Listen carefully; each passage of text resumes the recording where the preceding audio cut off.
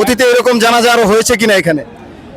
এখানে জানাজা হয়েছে কিনা, জিয়া রহমানের সময় বৃহৎ জানাজা হয়েছে শুনেছি, কিন্তু আমরা তখন তো আসতে পারিনি বা ছিলাম না।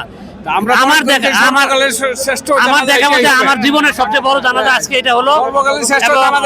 বাংলাদেশের ইতিহাসে আজকে জনগণের যে স্বতঃস্ফূর্ত অংশগ্রহণ আমি আর দেখি নাই। ইতিহাসের রেকর্ড বড় জানাজা এটাই, যে ঐক্য ওসমান হাদির জানাজা। আজকে যে বাংলাদেশের মানুষ ঐক্যের পরিচয় দিয়েছে সেটা বাংলাদেশের ইতিহাসে স্বর্ণাক্ষরে লেখা থাকবে।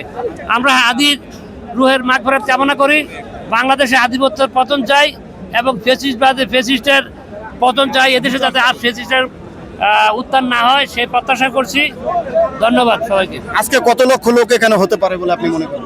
আমার আনুমানিক 5 লক্ষ লোকের সমাবেশ হয়েছে এবং 30 লক্ষ লোকের সমাগম, আনুমানিক 30 লক্ষ লোকের সমাগম।